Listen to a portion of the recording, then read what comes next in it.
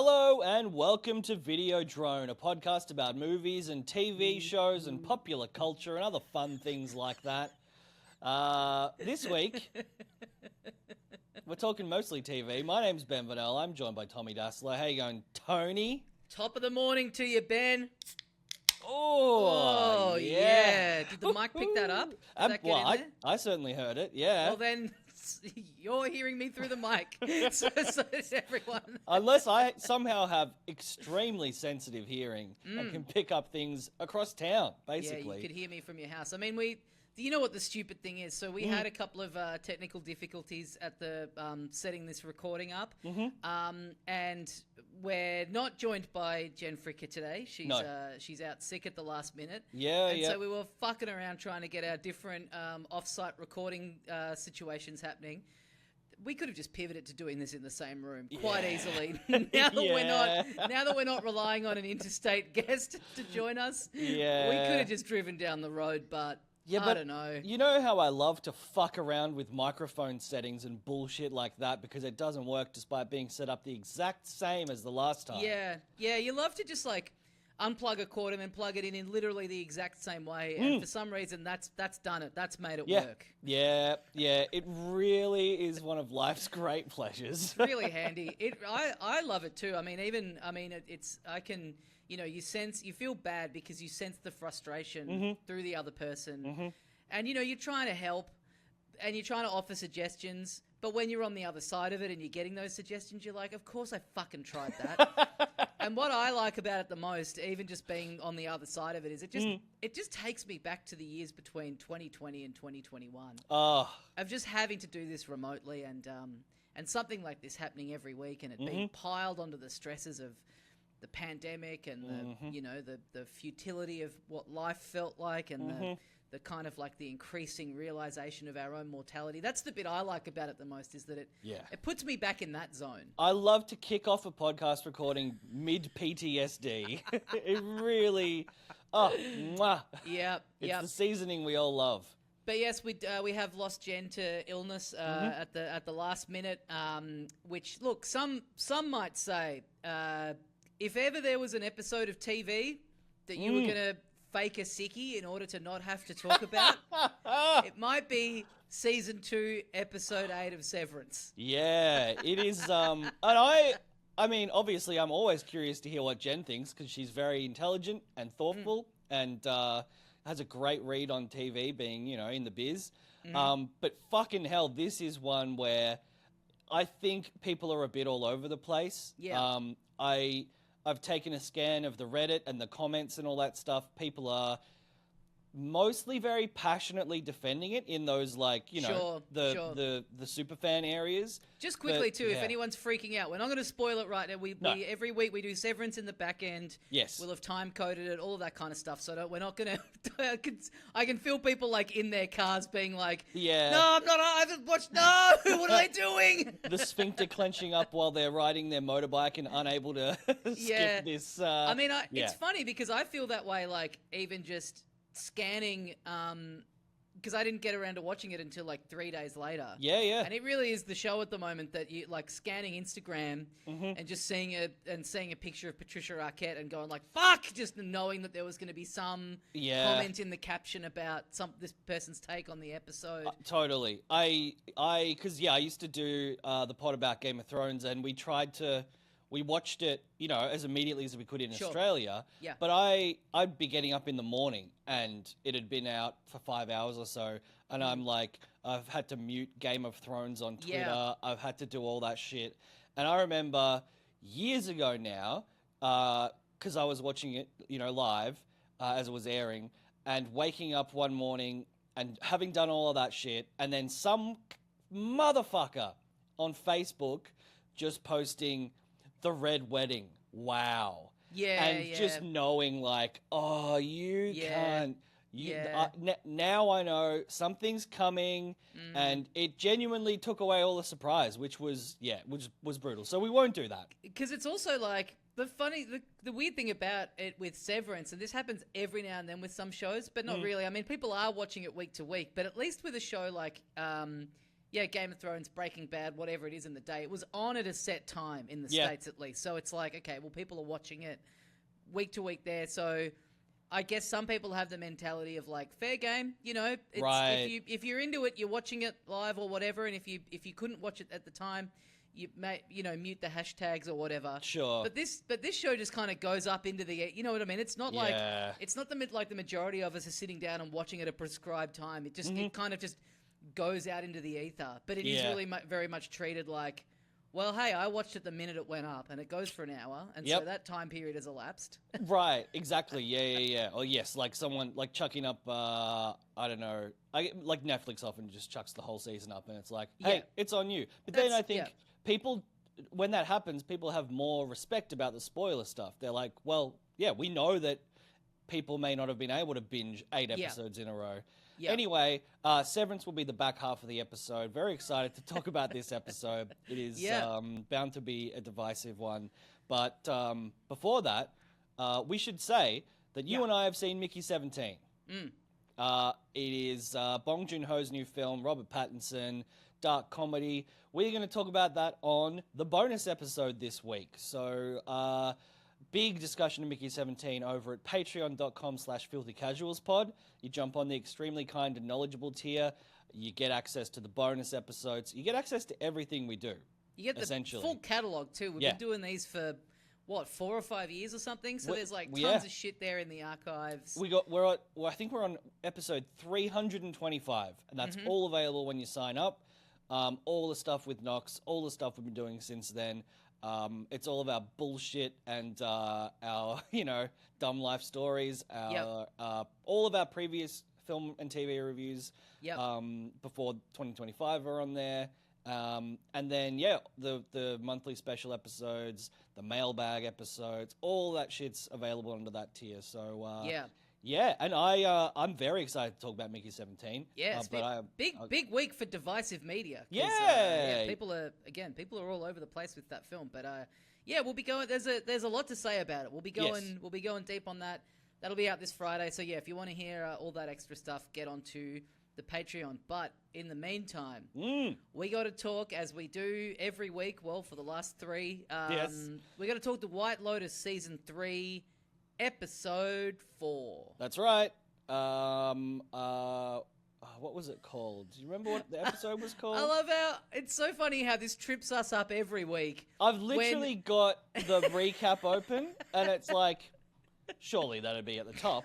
We spend so much time being like, now what's the episode called, and looking it up, and it's like, it does not matter at all.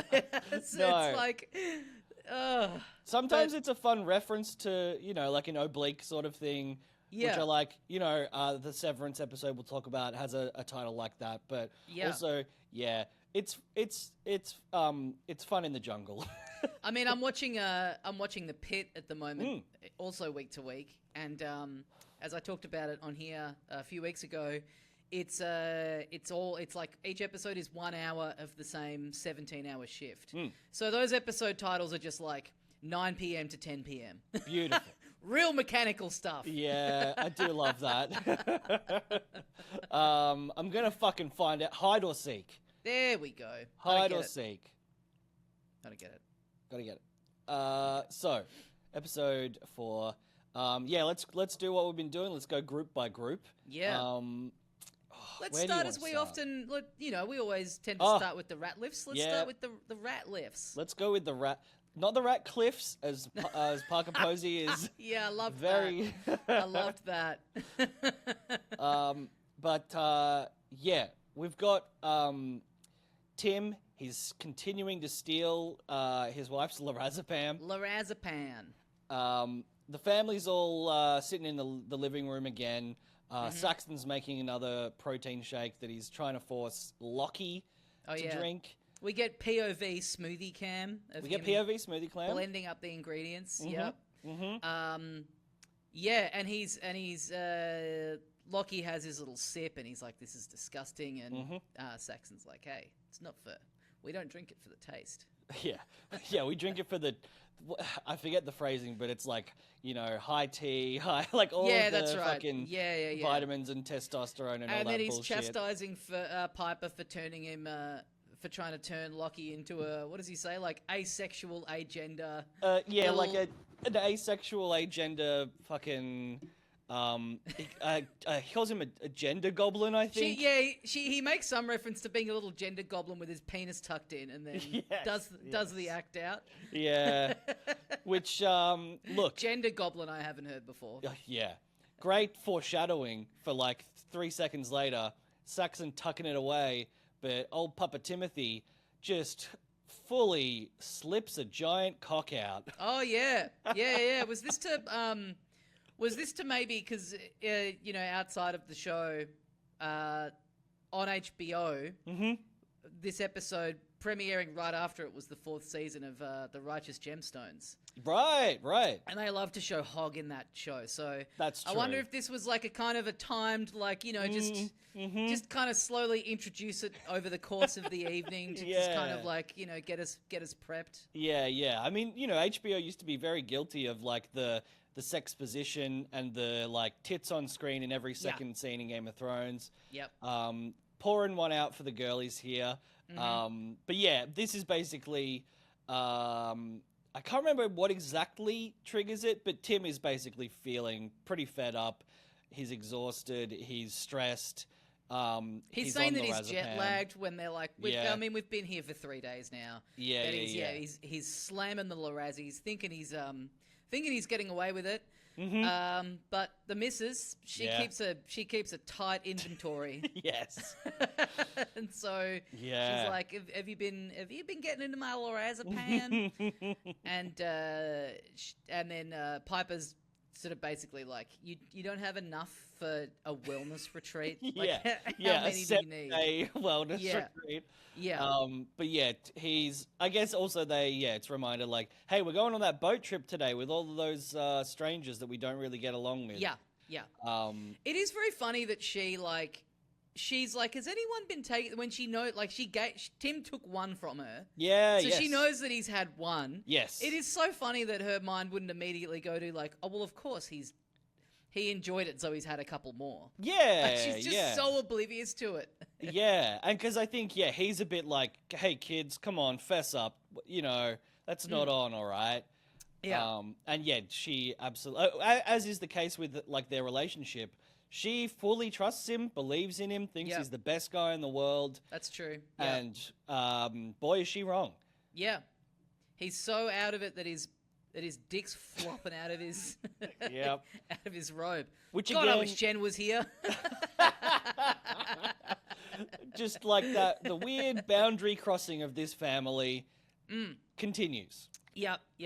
So they head out to the boat, and he's still out of it. He's basically, they get on the boat and like pretty much straight away he's like, "Where's that goddamn bar?" Yeah.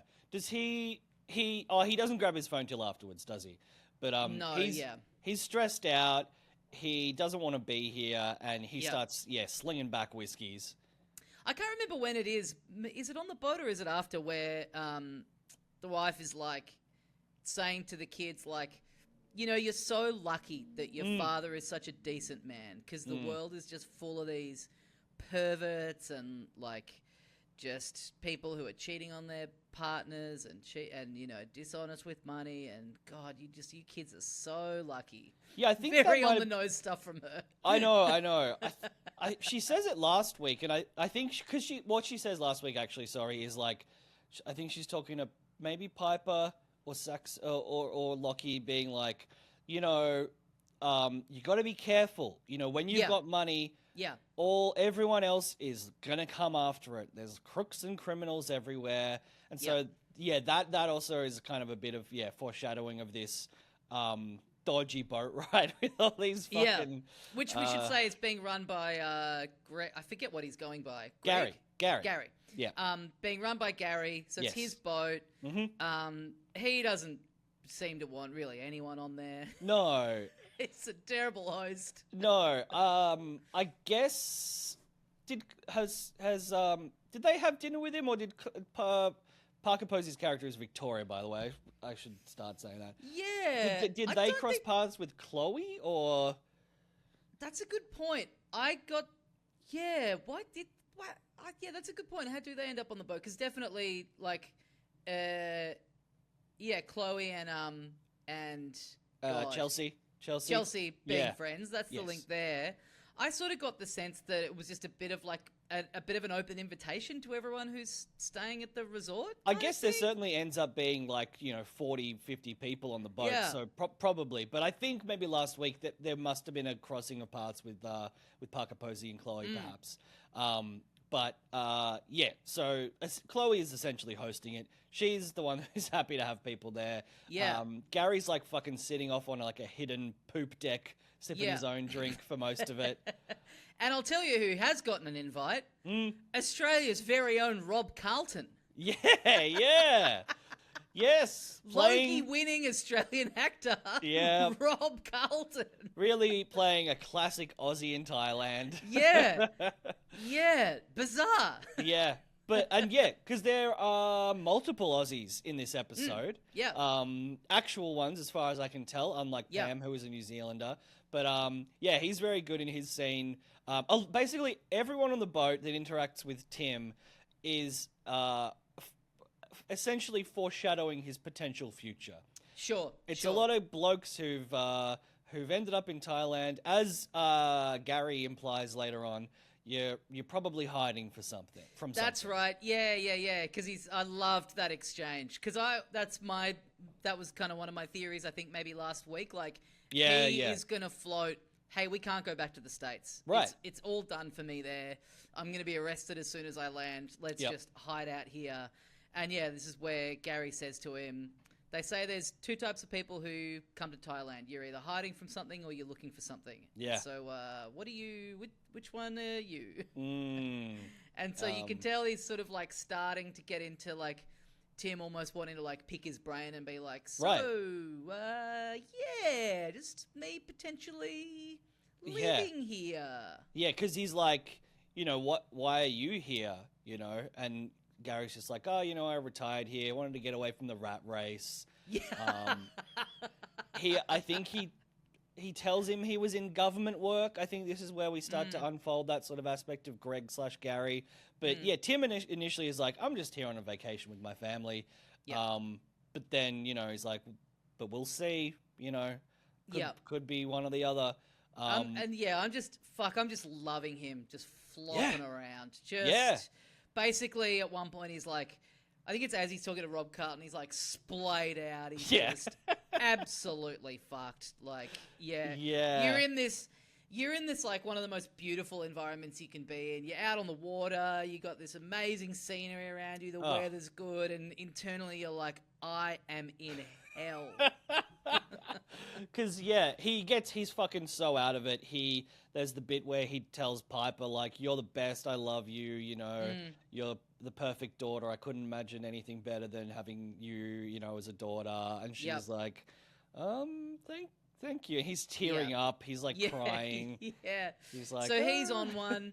Meanwhile, Piper asks Lockie to kind of go into bat. Like, she's like, I'm going to drop a bombshell on Mum and Dad at dinner. Yes. Tonight, and I kind of need you in my corner. So she preps him something that we sort of saw her sort of sussing out last week, that she's going to tell them after graduation she's going to move to Thailand, and she's going to move here, specifically Koh Samui, and work at that meditation retreat. Yep. And this is such a small thing, but I loved this. She goes, I went down there yesterday and had a real look around, and it's like, we saw that she was there for about 3 seconds. Talk to the guy on reception. Talk to the guy at reception.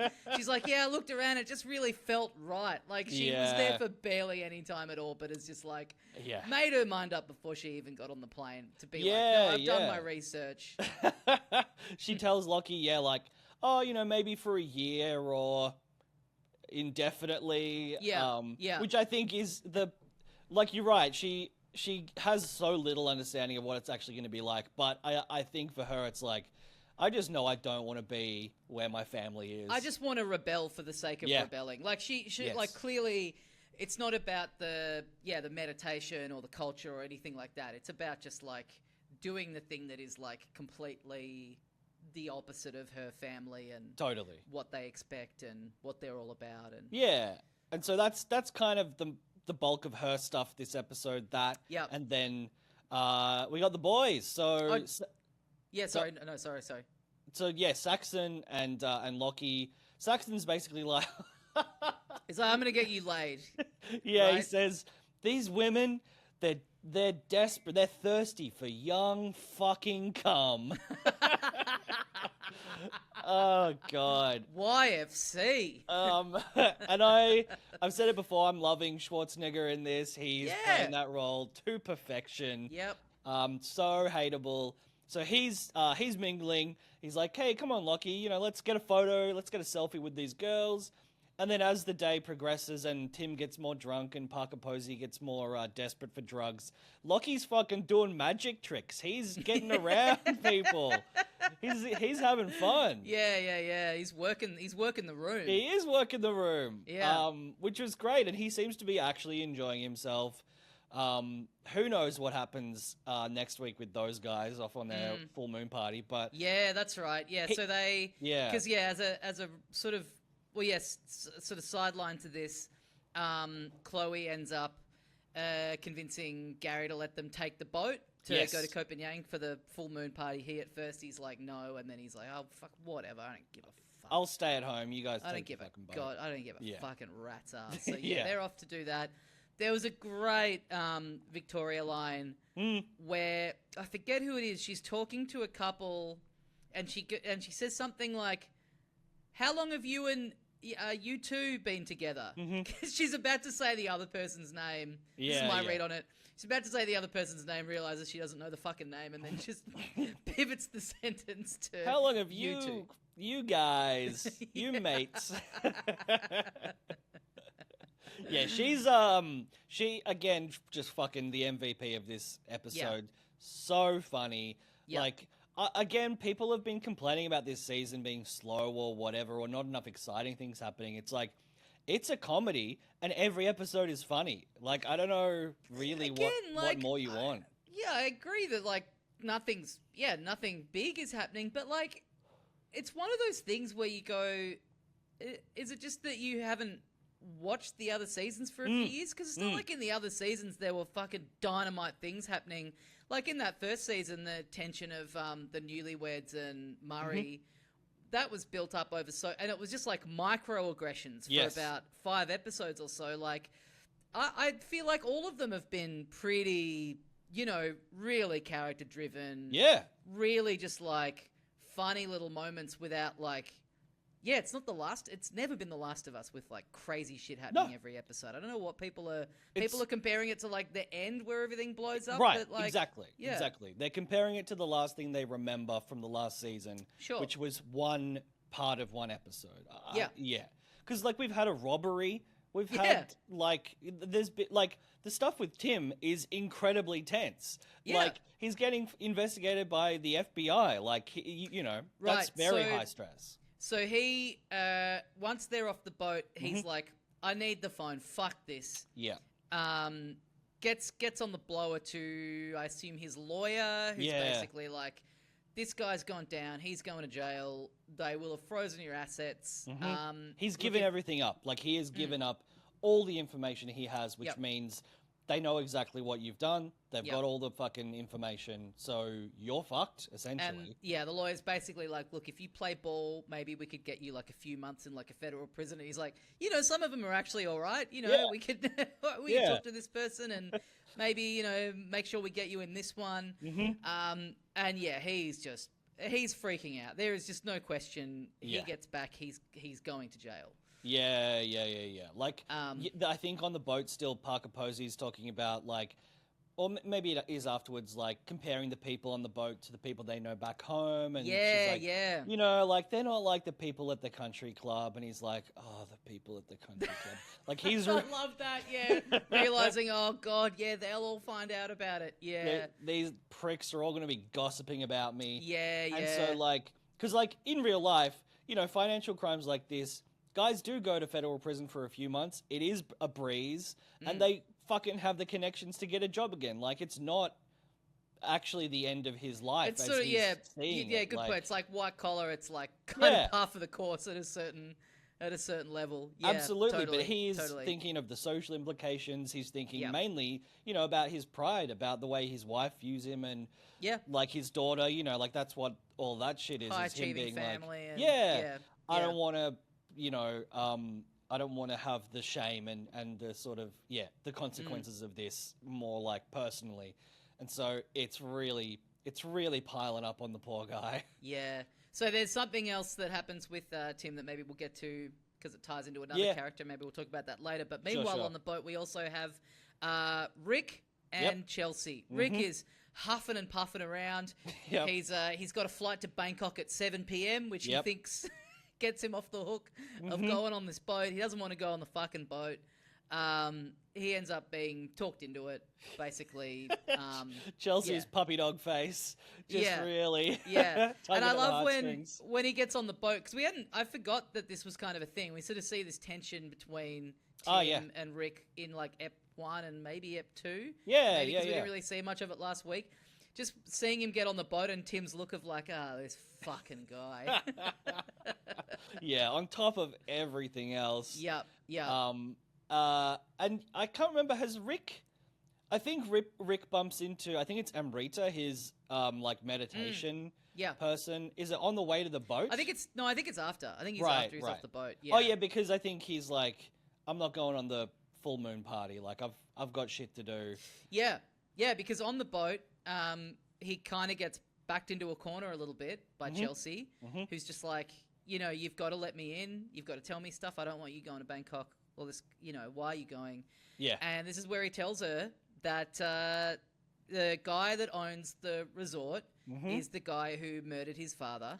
As far as he knows. As far as he knows, his mother confessed to him on her deathbed, and so he has to go to Bangkok because that's where he is. That's why he came here. Yep. And she's like, "But why?" And he's like, "What do you mean, but why?" Like, it's just like, because he should have to answer for the life that he took from me. Yeah.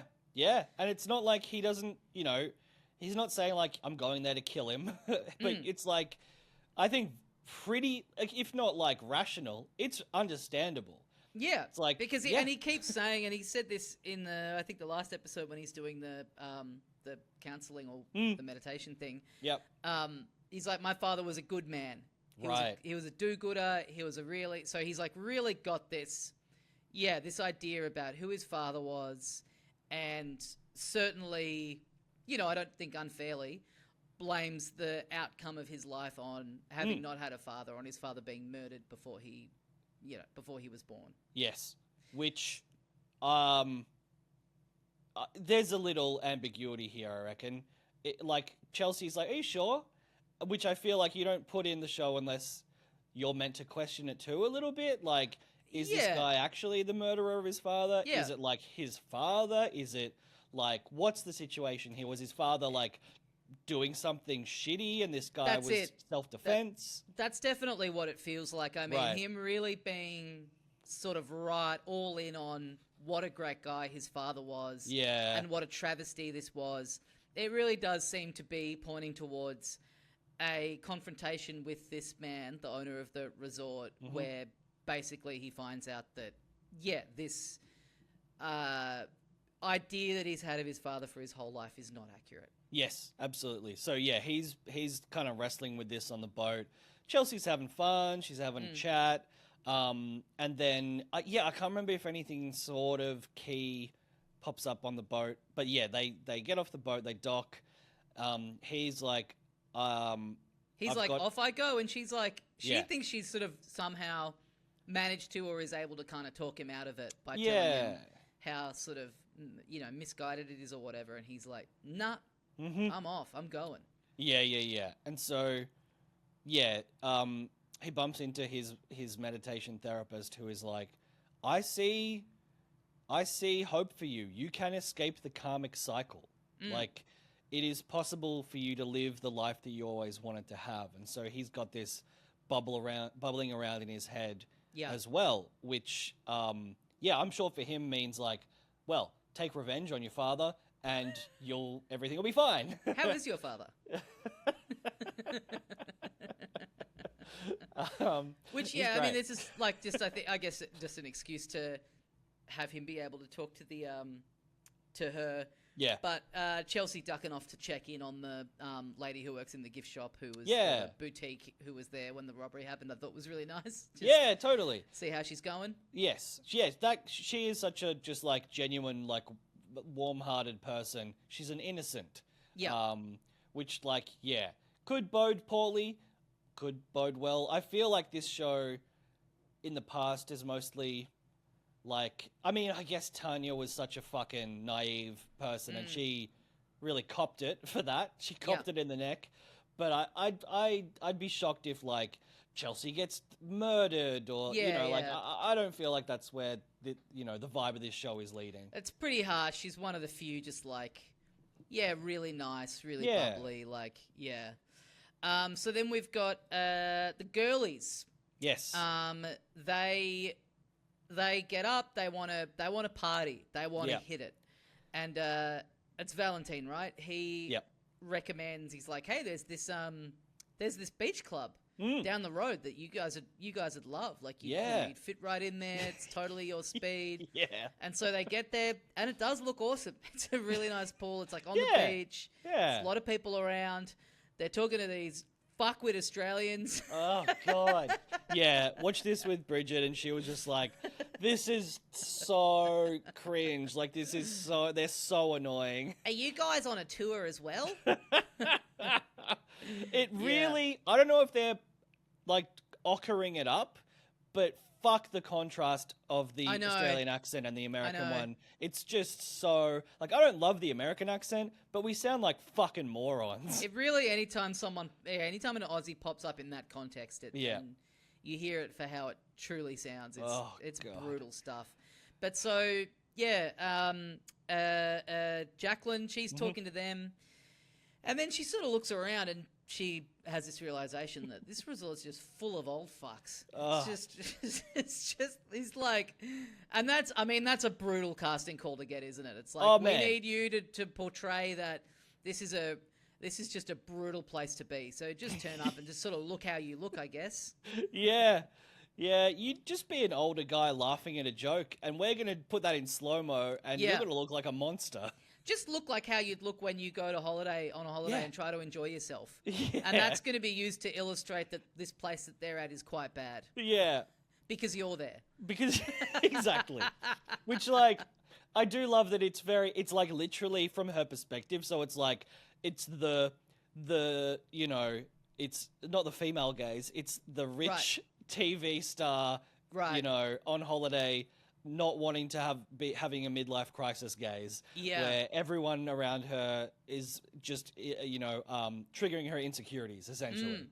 I also, man, I really love how they keep doing this. They still have not said like exactly what it is she's on. Like we don't know anything about the show that she's famous for. Yes. So it's clearly like some long running, like probably like broad network thing. Yeah. But like it's such a good move because I think I've mentioned this before, like any time in a show where they're talking about a fake show and it's like, the show's called Action Squad, and you just go, it just takes you out of it because you're like, it's not a real fucking show. Like no TV show would be good. Like, so just keeping it broad enough that it's like, and also the fact that you would be famous and recognizable enough that dimwits would come up to you and sort of potentially not even really know the name of the thing it is that you're on or your name, Yes. Yeah. Like I think I'm getting the impression that she's basically, I'm proving my point. What's her name again?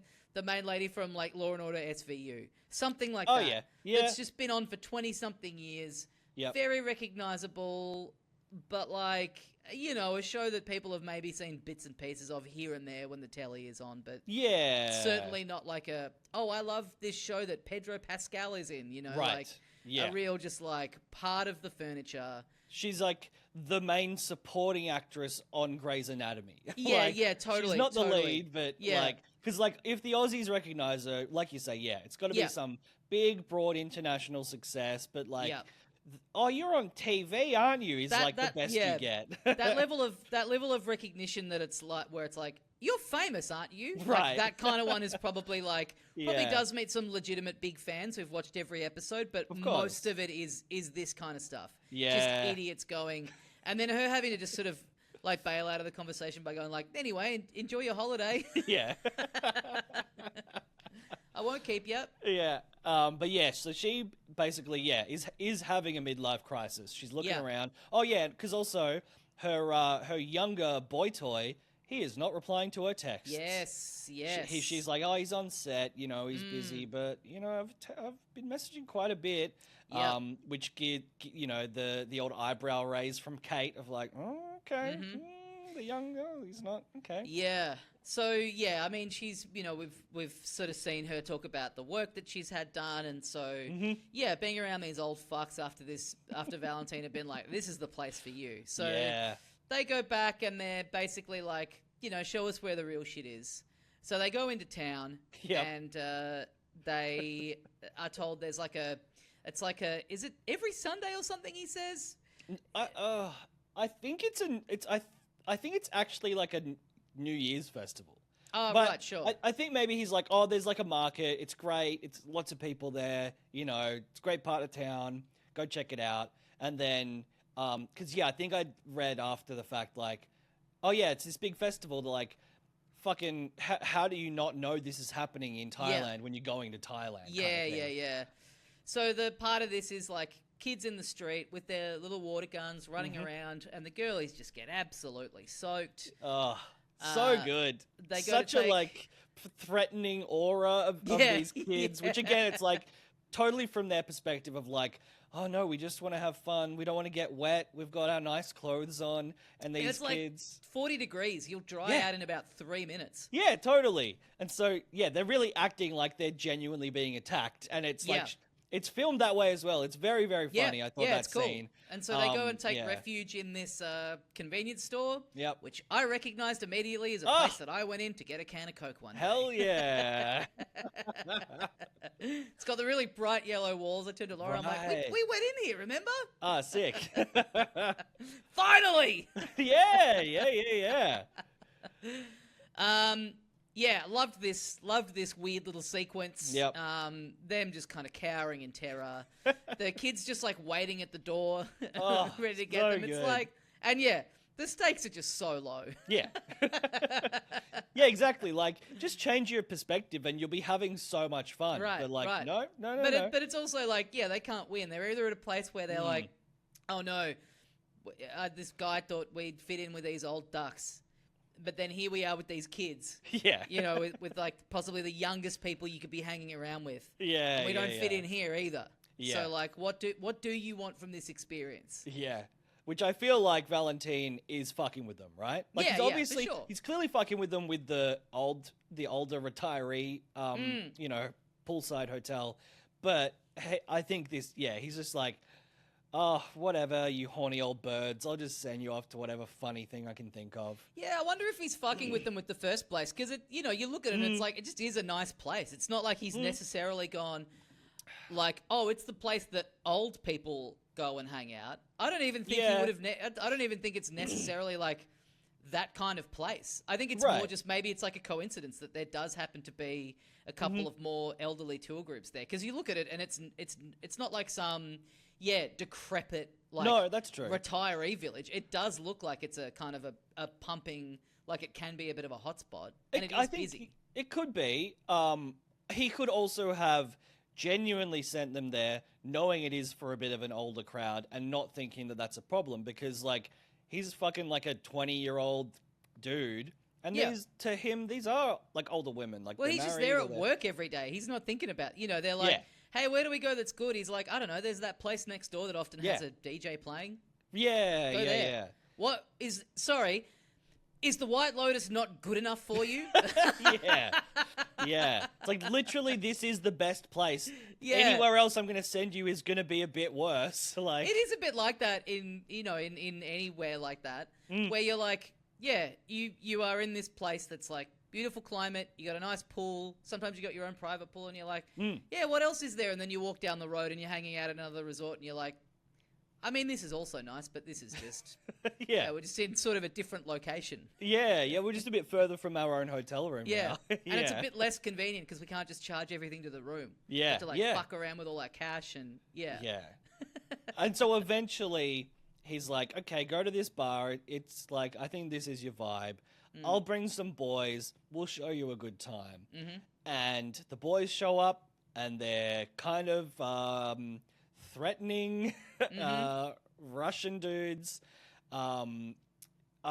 People have speculated that these are the guys who robbed the place. Yep. I guess just because they're two guys. Yeah. Yeah. I don't know, yeah. It's got to be, I mean, it could be a bit of a red herring, like, yeah. Yeah, it does seem a little, I don't know, neat. But maybe that's because that's the truth. Who knows? Yep. We also have a thing earlier on where it is Valentin, right? He's like, because they're saying, like, Laurie is single. Yeah. Yes. And he's like, yeah, I did hear about that. Yeah. I know that. And they're like, oh, yeah, you know that. That's interesting. Yeah. And yes, at one point, I can't remember, maybe it's then, they're like, what happens in Thailand stays in Thailand. Yep. Which, I think that's Jacqueline says that, which is like, yeah, okay, you're going to fuck around on your boyfriend who may not be interested in you anymore anyway. So, and is that where it ends? They're just having a little party time with the boys? Yeah, I think so. Yeah. Pretty sure. Yeah. So then we've got, God damn it, the lady from Maui. Ah, yes, Belinda. Yeah. So she gets I loved it. I found this so sweet. Just how fucking excited she is for her son to get there. Oh, man, yeah. Oh, just really made me, made me a little misty. Yeah. Oh, totally. Yeah. Watching it with Bridget, she was like, I just love her so much. Yeah. She's just so warm. Counting down so the minutes, nice. until him getting through the door. Yeah. So yeah, she's very excited about that. And then, meanwhile, she's not been able to, shake this suspicion that it was Gary. Yes. Greg. Both. She's getting online. She's doing a bit of looking up, and I'll be goddamned. Yeah. This motherfucker. Yeah, because I think she initially looks up Tanya. Think so, yeah, and finds that she's dead, which she didn't know. Yeah. And then Greg's mentioned, looks up Greg.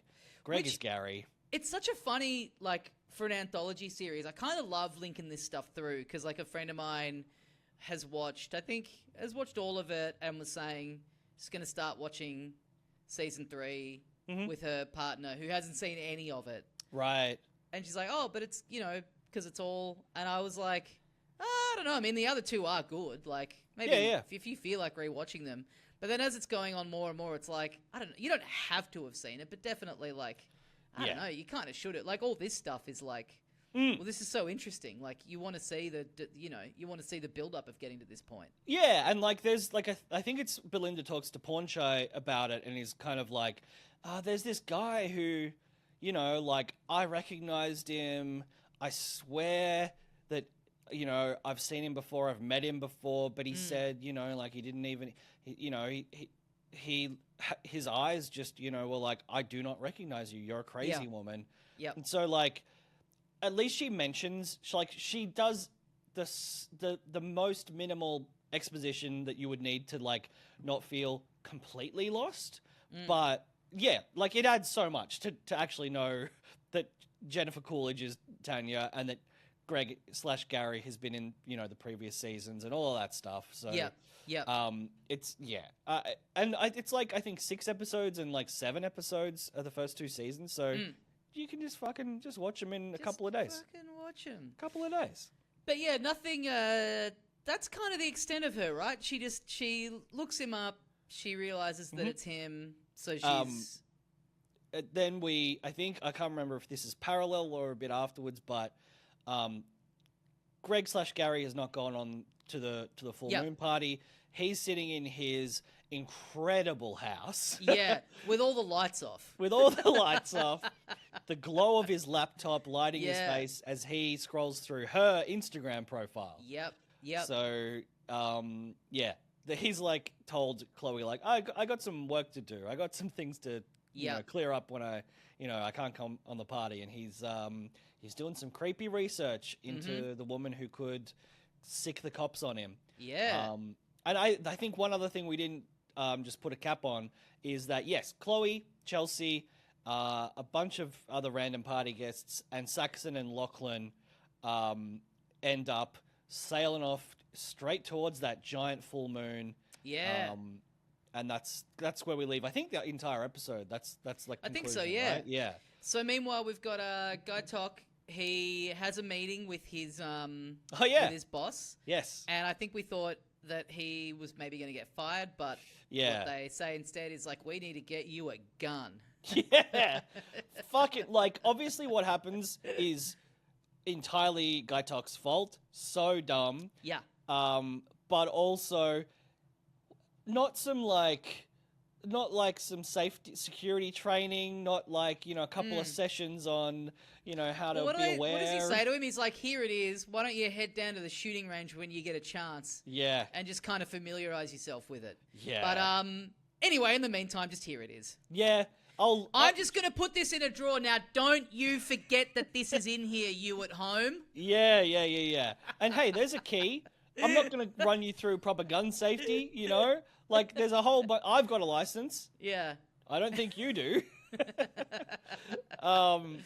So, yeah, I think start of the episode, Guy Tok and Mook are walking to work, and, Mook's like, yeah, I think... She's like, I'm gonna dance tonight. Like, I get to dance for people. I've been so excited for this. Guy Tok's like, oh, that's great. I think he's like, do you want to go on a date tonight? And she's like, I'm dancing. Let's, we'll go tomorrow. And yeah, he's like, I've got this meeting. She's like, oh, you're gonna get a promotion. Like, she's very like excited about his like upwards momentum at the business. Yeah.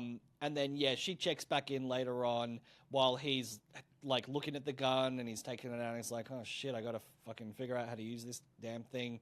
She's all dressed up, looks incredible, and he leaves the gun on the table and walks out with her. Yep. Oh, brother. And then, he comes back, and this is, like, parallel to Tim having his little... really bad time on the phone that he's gotten back. Yeah. And we see him, what is it? We see him walk past the security little gate, desk. Yep. See something, Guy Tok comes back, gun's gone. We don't see Tim with it, but it is pretty clear that he's taken it. We don't see him like actually openly with it, but he walks back into the hotel. Yep. He's got it in the pocket. Pam's like, you want to give that back to me now? And he's like, oh, what? And she's like, your phone, give me your phone. Yes, the phone. He's cradling what is, pretty clearly a gun in his pocket. Yep. She's like, what does she say? I don't think you'll be needing that again. And he's like, yeah, I don't think I will. Yeah. Yep. Like, oh, okay, you're going to kill yourself, dude. Not where I'm going. Yeah. And that's it, right? That's everyone. Yeah. I think Guy Tok notices the gun's missing and he's like, oh, brother. I'm fucked. I'm completely fucked. The boys and the girls are off to the full moon party, which... I'm pumped for next week. Oh, we're going to get Rick in Bangkok. We're going to get full moon party. Yeah. As Saxon says, I think it's the last line of the episode, full moon party. Shit's about to get crazy. Which is like a little on the nose, but like, bang, straight to credits. The music, cuts in. Beautiful also ending. Just a thing that a guy like him would say. So, absolutely. Yeah, I'm not mad at it. No, totally. It was, it was like well done. It was like, a very fun, very fun bumper. But yeah, I really enjoyed this episode as well. I thought it was really, really funny. Everything's like heating up. I don't need this to be a show where people are exploding and jumping over fucking bridges and like, it's a drama series and a dark comedy where it is cool that the stakes are known that someone's probably going to get shot or something. Yeah. I'm not thinking about that while I'm watching the show. Yeah, I mean, you think about like what's in the air, and like, yeah, I don't know. I'm feeling optimistic. I'm ready for it to start boiling. I think certainly next episode we'll start to see a bit of that. Yeah, and I think we're only halfway through the season as well. Yeah. So that's great place to be. So that is White Lotus season 3, episode 4, which brings us now to Severance. That's right. If you haven't Season seen this, 2, episode 8. Drop out now. Come back when you've watched this episode. This episode, spoilers start now. Sweet Vitriol is the title of this one, which pretty sure is it's a reference to ether, and this whole episode, 37 minutes of it, it's all Cobell. Yeah, it's all her hometown. Let's go through it, shall we? Okay. Let's relive the fun that was this episode. Yeah. It's, I mean, fuck it, like, it, a lot of times these, we've been recording for such a long time with these recaps between the two shows. But, I mean, this one, it felt so, I mean, it's already a shorter runtime than usual, but it just felt so slight in terms of the amount of stuff that happened. Yeah. Like, we can get through the plot in about 1 minute, I reckon. Yeah. So Cobell, she's driving along in her old car, pulls up at Salt's Neck, a little town somewhere. I guess, I think it's been referenced that the town of Kia is in a state that we don't know what the state is actually called. Right. It's the suffix, or the abbreviation is PE, which is not an existing American state. So presumably this is somewhere nearby up on the coast. She brushes her teeth, sees an old guy huffing something out of a paper bag. And then she rolls up to the local diner, which appears to be the only functioning business in the entire town. Yep. As far as I can tell. She sits down, a guy comes over, they have a tense back and forth. She asks him for a favor. She eventually convinces him to meet him at the old ether mill. And it's revealed there, this guy named Hampton is a former colleague of Harmony's. They were child slave labor in the ether factory. It fucked him up. He basically is like, when she says to meet him at the factory, and then when they get there, he's like, "You got a lot of nerve getting me to meet you here." Yeah. And she's like, "Well, this is our connection." Yeah. And I feel like there's I'll go through the plot, because then we can just talk about it. Yeah, let's just go bullet points, because then she's like, I need a favor. I need you to take me to the house. Yep. I don't think she really is clear about what, to us, the audience, like what this place is. Yeah, I think she says like, I've got to go see Sissy. I think she says that. But she's like, they'll be watching. They'll be looking for my car. I need you to sneak me in there. Yeah. So she gets in the trunk of the truck. She's bumping around, which he looks very pleased about. Yeah. They get there. She's getting calls from Devon. Oh yes. So just basically to show us at what time frame in the rest of the show this is kind of happening. Yeah. Yes. Presumably, that first one is right at the start of the episode. So like, this is happening parallel to a bunch of stuff we don't see. Yep. That's happening with Mark and Devon and all that stuff. She tells him, like, just wait here. She goes in, and we meet Sissy, who is her aunt, the sister of her mother, who we also learn, died, was on a breathing apparatus for a long time. Yeah. Was very unwell, and it's sort of revealed. Initially, she's like, you took the breathing apparatus out, like, you are the one who let her die. And Sissy's like, she was, like, she was not in a good place. I was doing her a mercy, like... Yeah, she says she took it out herself, right? Well, I think later on she says that. She Right. like later on, Sure. when it all blows up, she's like, "Your mum took out her own breathing tube. She was like a coward. She, that was the kind of person she was, and she couldn't face up to, the world. So that's like what she kind of throws back at her later. But yeah, there's like there's a lot of tension. Harmony's like, I've got to find this thing. I'm here for the thing. And it's this bleak fucking house. It's just this really rickety, like freezing, like middle of nowhere, nothing else around it. Yeah.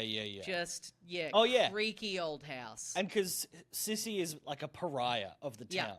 Like no one likes her. No one wants to be associated with her. Like the dude Hampton is like, I don't want to be seen with this crazy old broad. Like people are gonna talk. Which there's like 3 people in the town, it seems but fair enough.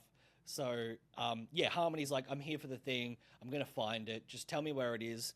She goes looking through her old stuff, and Sissy's like, yeah, I threw it out. Like, you were gone. Like, I don't want to keep any of your shit around. Eventually... Like, I don't think I'm skipping stuff, because fuck all happens in this episode. It feels like, I'm kind of whipping through it, but... Yeah. No, you're not, because then there's like a long scene of her, like, in her mother's old room. Yep. Sort of, like, fucking around with the breathing apparatus, and then she falls asleep, and Hampton comes in, and they both do a little bit of that gas, a little bit of that good old drug. Yep. And then what leads her to realize that it's in this like kind of not a shed, it's like this little outdoor bunker kind of thing. Yeah. I don't remember exactly. But she goes out there, in this little hut she finds this big document, this big this folder, takes it inside and is basically confronting Sissy and being like, I came up with all this stuff.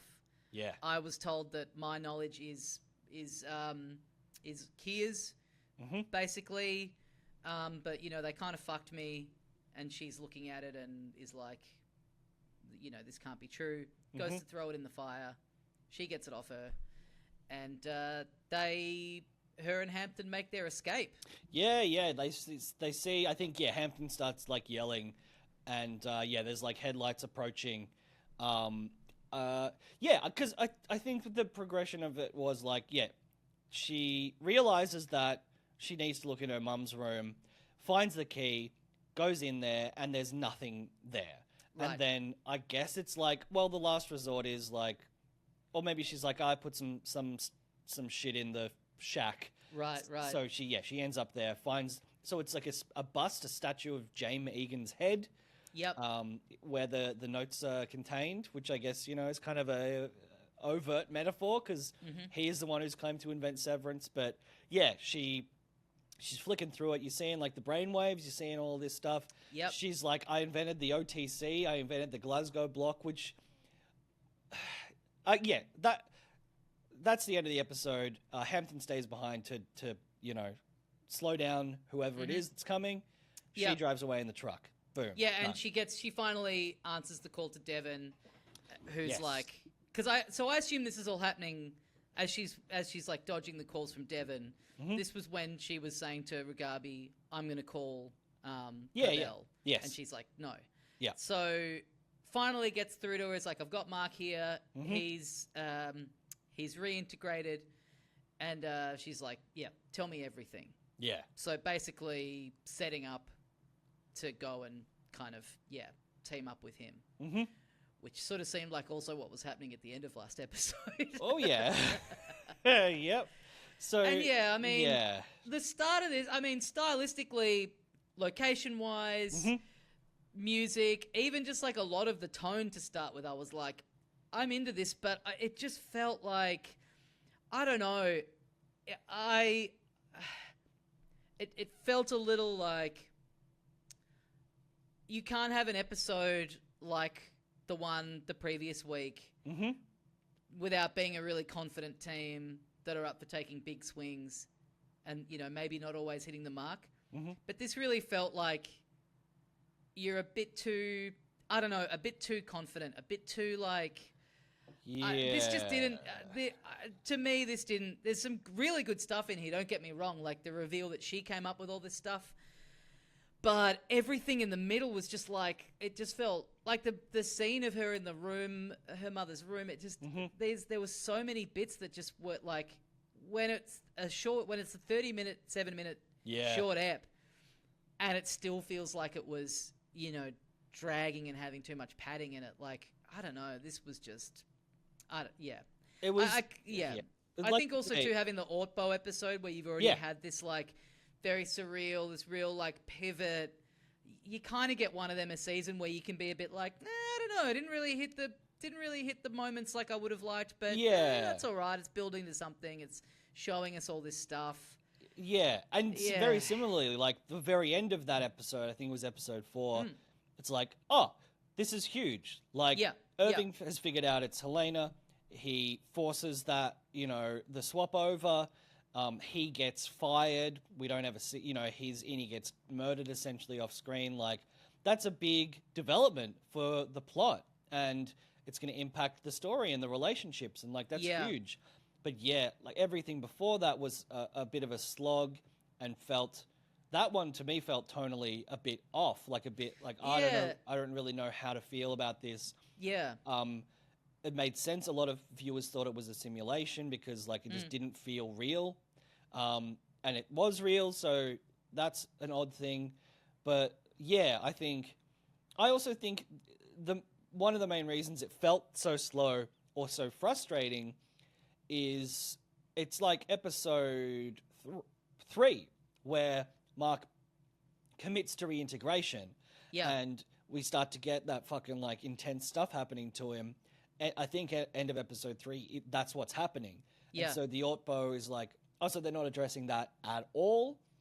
And you know, we're talking about like, wow, it's so interesting that they've committed to this reintegration thing so early in the season, let alone like the show overall, and then to have so many episodes since then, like 5 episodes, just dragging it out so slowly. Like, I think last week they get away with that because the Gemma stuff was very interesting and answered a lot of questions, and I think it also kind of feels at this point like the novelty of that kind of ep is gone. I mean, even, you know, the first episode, it's all inny, so it's very like contained. Then the next one is all outy, and so that's very much contained. Then you do the Gemma episode, which is all just focusing on her and used to great effect, and then just doing the same thing immediately after with a different character. It's a bit like you've kind of used that trick, and I do love it. I do love the in a show where they set something up, end of the episode, and then the next one is just a side thing. Like Righteous Gemstones do it heaps with their flashback episodes where you just take a pivot, or you just, you know, you focus in on one character. I love it when it's done well, and they have done it well, but they just did it. It just, to me, it kind of feels like you pick your Gemma episode, or you pick this, or you have your Ortbo, or you have this, to have the kind of like all 3 of them, and have like one of them be a fucking banger, and you know, one of them be, you know. But then, like, to have 2 that are a bit... it just felt like, I don't know, using the trick one time too many. It felt like the ideas in this felt a bit underbaked in the context of being in a full episode. Like, it would have been so much more interesting to, like... I don't know, we just kept seeing stuff of Mark just on the couch last week. You could have threaded these little bits in through that ep. There was no great mystery to, like... You know, because she's just been absent for so many episodes. But that's not a thing in the mystery of the show where I'm like, where's she? What's she doing? Like, no, I didn't need... It wasn't like some amazing reveal of that's what she's been doing. Like... No. Yeah. I think you're right. I think, like, not to, you know, like, backseat TV right here, but, like, if they... Because you've only got to add maybe 10, 15 minutes for this to feel a bit more substantial. just some scenes of Devon at home with Mark and the tension rising of what's fucking happening to him, and she keeps calling and she's getting no response. Totally. And then building that up, because, like, we care about Devon and we care about Mark. Yeah. Like, Cobell has been, like, a mysterious character, but she's been an antagonist. Like, I don't like her, and I don't think this necessarily even endeared me to her. Totally. With that revelation. She's still, like, just an evil genius. Like, yeah. You're right. And I mean, the device of, like, we're just focusing in on one character and you're not seeing anyone else. It's like, if they hadn't have done that already, like, you're right. It would just giving us a little bit more, like, getting out of some of the, and to a point, I was liking the weird, creepy, tone of this quiet town, and it's very slow, but it just, at this point of the season, when, as you say, the reintegration stuff has been pretty stretched out, and we've had so many points of, like, ending an ep and being like, oh, fuck me, and then we're not really seeing, we're taking a turn, which is, again, fine, happy to go on the ride, but this was just kind of one time too many for me, where I was like, no, there's 3 eps to go. I want to see some shit go down. Like, I don't particularly care that Cobell invented Severance. Like, there's, like, it adds something potentially in the future of, like, it's interesting, but I also don't see, like, what they're, like, this huge company that have all this influence, and like, what it's like going, I'm one guy and I actually came up with the iPhone, so I'm going to sue Apple. It's like, what are you? No, you're not. Like, what are you gonna? What's like? I just think the implications of it are a bit like, I don't really see how that's gonna, lead to anything. Yeah, you're right. It's like, and this happens a lot. And again, this is like part of the satire of it, or the commentary of it at least, is like, it's very frequent that you'll be working for a company. Like, I've had this in, like, contracts before. It's like, anything you design, make, create, while working for this company is the property of this company. That's like how even, like, incredibly low level, like, basic jobs work, even creative ones, where you'd sort of think, like, the sort of, like, intangible nature of creativity is like, well, you can't copyright that. Well, no, you can. Like, they just say anything, you do while working 9 to 5 at this job is our property. And, like, patents and all of that shit, it's like, that's classic, like, in history as well. Like, people get fucked over all the time, and they don't get anything out of it. Yeah. And, like, sure, being like, this guy took credit for it, like, that's kind of shitty, but also, like, you were working for his company. I just don't really see what, I mean, it is interesting, and, they wouldn't be introducing it if they're not going to do something with it. But it just didn't, I'm interested to listen to the, I haven't listened to the episode of the Severance podcast about this episode yet. I'd kind of be interested to hear their reasoning behind all this stuff.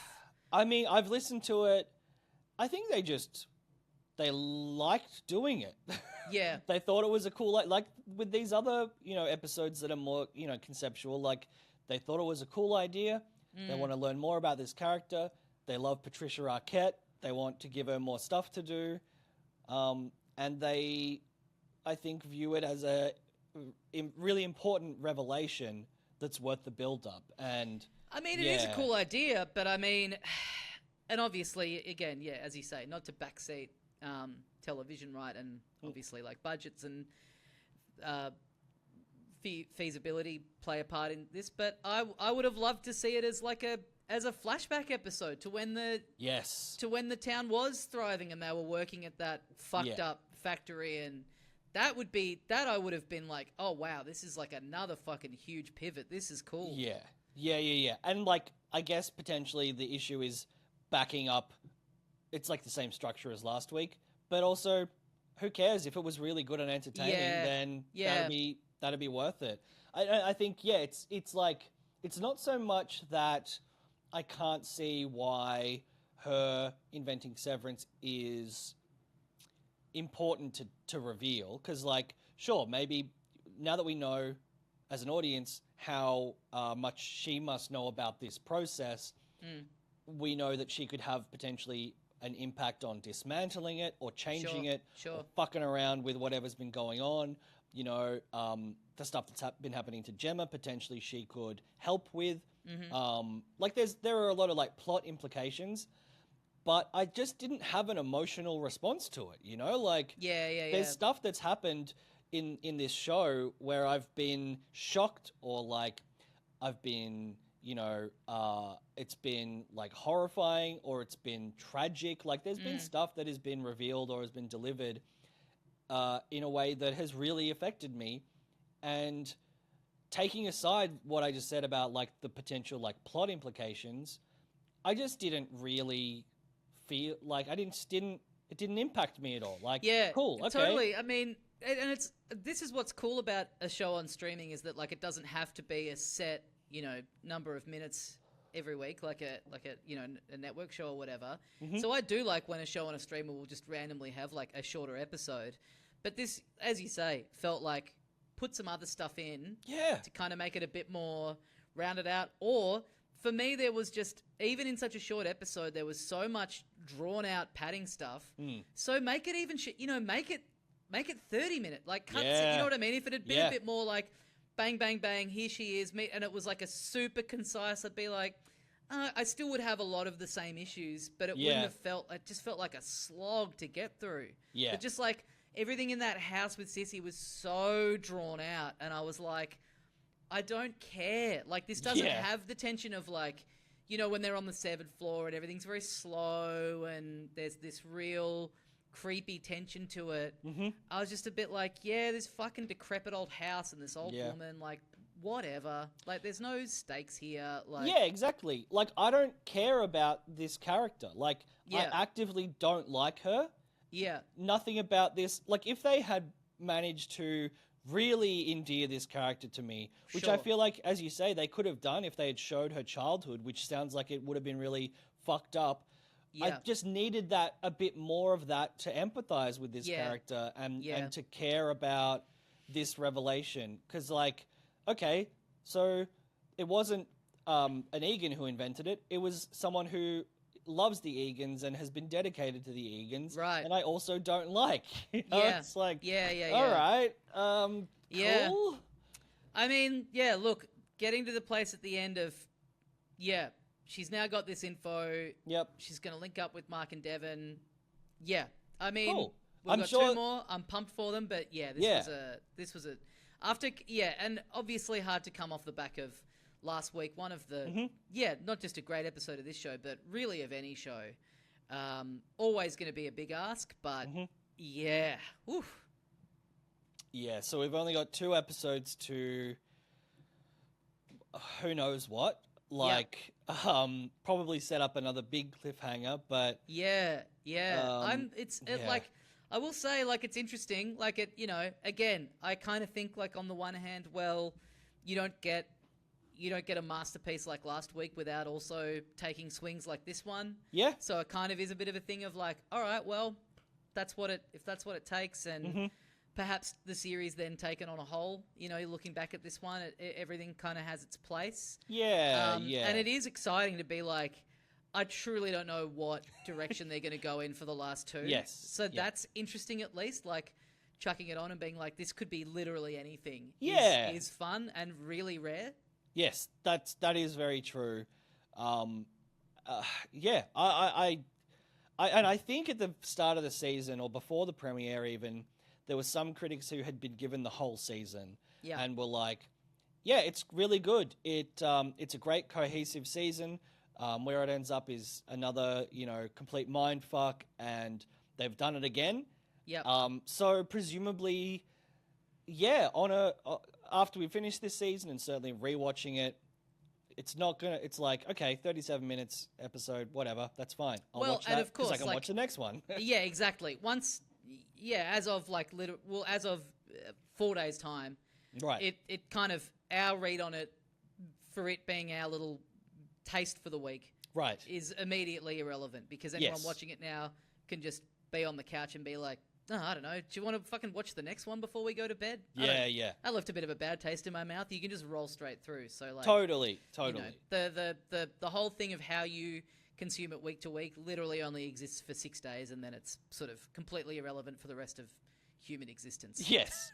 Which was interesting. One thing that you mentioned on the Severance pod is that they like, because I think they have Kimmel on to just kind of chat at the end, and he and all three of the guys are like, yeah, watching stuff week to week is like I really enjoy that. Like binging a show, it's just not the ideal way to watch a show that's been purposefully paced out and all of that stuff. And, you know, it harkens back to older times of watching TV.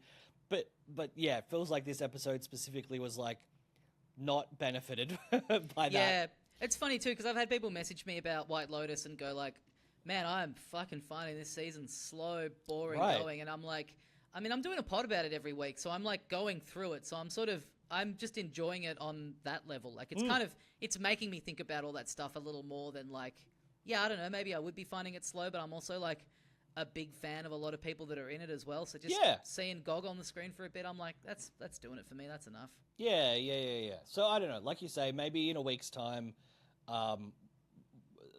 we'll be so impressed and excited by what they've cooked up that it'll be like, okay, yeah, I guess you just had to have that information in the show. Yeah. Well, I'm pumped either way. Yeah, yes. Like you said, I have fucking no idea where it's going. Yeah. And that is truly exciting. Like, having watched so many TV shows in my goddamn life, to be genuinely watching something that's unpredictable is it's very refreshing. Yeah, well, that's going to do us for this week, I think. Yeah. We will see you next week for, full moon party, trip to Bangkok, and who knows what. Thanks. Get on the Patreon if you want to hear us on Friday talking about Mickey 17 and support what we do here. Thank you for joining us, everyone. Yeah, we'll see you next time.